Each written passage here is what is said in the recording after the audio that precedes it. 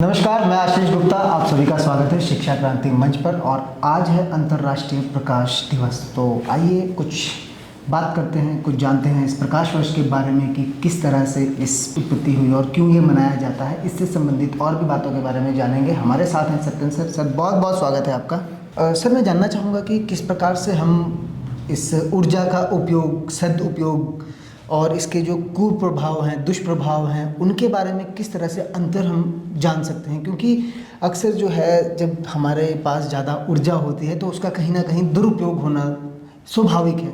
तो हम किस प्रकार से इस ऊर्जा का सदुपयोग कर सकते हैं? देखिए, सबसे पहले तो जो आपने प्रकाश भी कहा और ऊर्जा भी कहा जी, वास्तव में प्रकाश ऊर्जा ही है जी, लाइट जो एक एनर्जी है। जैसे आप सेल फोन यूज़ करते हैं, जी, आपको मालूम होगा कि जो सेल फोन मैसेज भेजता है, रिसीव करता है या सेंड करता है, वह ऊर्जा के माध्यम से, लाइट के माध्यम से ही करता है। जी, यानी जितने भी हम मैसेज रिसीव करते हैं या सेंड करते हैं, वो लाइट के माध्यम से ही सेल द्वारा किए जाते हैं। हर प्रकार का प्रकाश एक तरह से ऊर्जा है। तो मैं यहाँ पे प्रकाश डालना चाहूँगा प्रकाश पर, जो आप कह रहे हैं कि किस तरह से इसका इस्तेमाल किया जा सकता है। सबसे पहले तो हमें यह समझना होगा, मान लीजिए इतने हम हर रोज़ फ़ोन यूज़ करते हैं, तो हमें यह ध्यान रखना होगा कि फ़ोन यूँ ही नहीं यूज़ होते। फ़ोन जो है क्या करता है, लाइट का प्रयोग करता है हमें मैसेज हम तक लाने के लिए और हमसे मैसेज ले जाने के लिए। जब छोटी छोटी बातों का पता होगा कि प्रकाश एक ऊर्जा है और उसका कहाँ प्रयोग किया जा रहा है, तो मुझे लगता है कि मनुष्यों में फिर वह स्वाभाविक तौर पर जागृति आएगी कि हमें उसका सही तरह से इस्तेमाल करना है और उसको यूं ही नहीं खर्च करना है। ये तो हो गया जो हमारी कृत्रिम लाइट है। क्योंकि जो प्रकाश है वह सिर्फ यह प्रकाश नहीं जो हम आंखें देख पा रहे हैं। जी, बिल्कुल। देखो, अभी हम यहाँ कमरे में हैं, मैं ट्यूब लाइट देख पा रहा हूँ, बाहर जाएंगे तो मैं सूर्य का प्रकाश देखूंगा। सिर्फ प्रकाश यही नहीं है, लाइट का जो स्पेक्ट्रम है उसमें जो हमारी आंखें देख सकती है उस बहुत कम प्रकाश है। बहुत सारा प्रकाश ऐसा है, बहुत सारे प्रकाश के प्रकार ऐसे जो हमारी आंखें देख ही नहीं सकती है। जी, बिल्कुल। आप पूछेंगे कौन से हैं? जी, अवश्य। जैसे अल्ट्रावायलेट रेज है, माइक्रोवेव्स है, रेडियो वेव्स है, इंफ्रारेड रेज है, एक्स रेज है, गामा रेज है। ये सारे प्रकाश के प्रकार है। इन सभी प्रकाश के प्रकार को हमारी आंखें नहीं देख सकती हैं। तो जब हम इन सभी के बारे में जानेंगे, उनकी उपयोगिता के बारे में सीखेंगे, तो स्वतः ही हमारे भीतर एक जागृति आएगी, अवेयरनेस आएगी कि हमें प्रकाश का कैसे इस्तेमाल करना है और कैसे उसका इस्तेमाल किया जाता है। तो यह तो रही प्रकाश की दुनिया की बात। लेकिन अगर मैं अपने सांस्कृतिक संदर्भ में कहूँ तो प्रकाश का बड़ा महत्व है।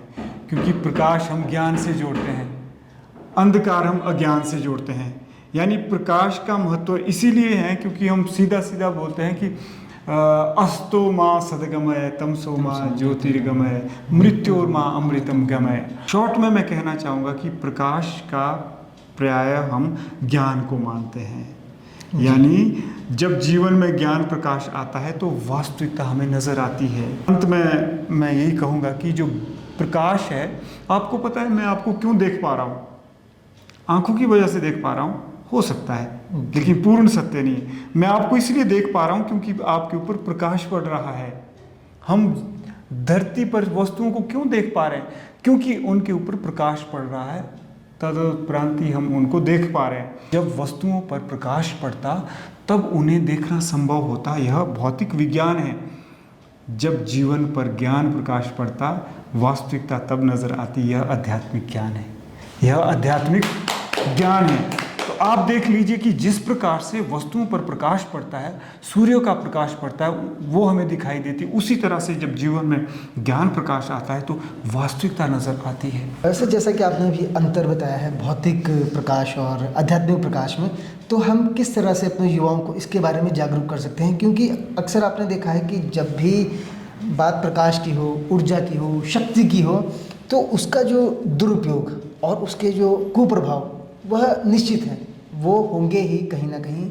तो हम उनसे किस प्रकार से बच सकते हैं और किस प्रकार से हम अपने युवा पीढ़ी को इन दोनों प्रकाशों के बीच में या इन दोनों ऊर्जाओं के बीच में जो है अंतर जो है बता सकते हैं? इससे बचने का एक सर्वोत्तम और सार्वजनिक और सहज उपाय हो सकता है, वो हो सकता है कि हम पहले ज्ञान अर्जित करें, तदुपरांत हम उसका प्रयोग करें और लोगों के सामने उदाहरण प्रस्तुत करें। मान लीजिए आशीष जी को ज्ञान प्राप्त हो जाता है और यह ज्ञान संसार को बांटते हैं, और सबसे पहला क्या होगा, इनके पास पैसा आना शुरू हो जाएगा, एक संस्था बनेगी। तो अगर आशीष जी यह उदाहरण प्रस्तुत करते हैं कि ज्ञान प्राप्त होने के बावजूद जब इनके पास धनोपार्जन हो जाता है, इनके पास साधन संपन्नता आती है, इनके पास हर प्रकार की समृद्धि आती है, तो मुझे लगता है कि अगर आशीष व्यक्तिगत स्तर पर जन सेवा करते हैं, क्लाइमेट चेंज के लिए काम करते हैं, अपना जो धनोपार्जन है ज़्यादा से ज़्यादा लोगों में बांटते हैं, जिस तरह से हमारे ऋषि मुनि थे, जंगल में जाते थे, वो इसका मतलब ये नहीं कि वो धन इकट्ठा नहीं कर सकते थे।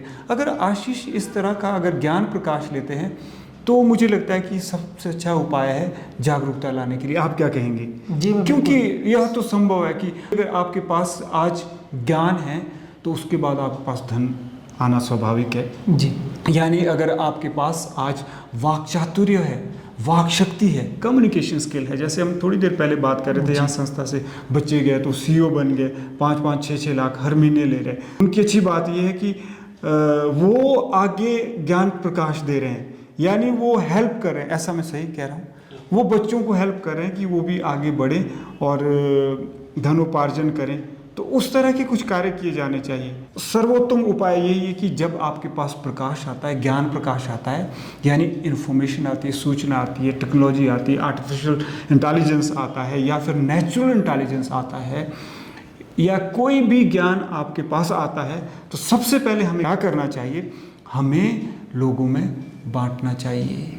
उसका जो फल है ज़्यादा से ज़्यादा हमें लोगों में बांटना चाहिए ताकि संतुलन बना रहे।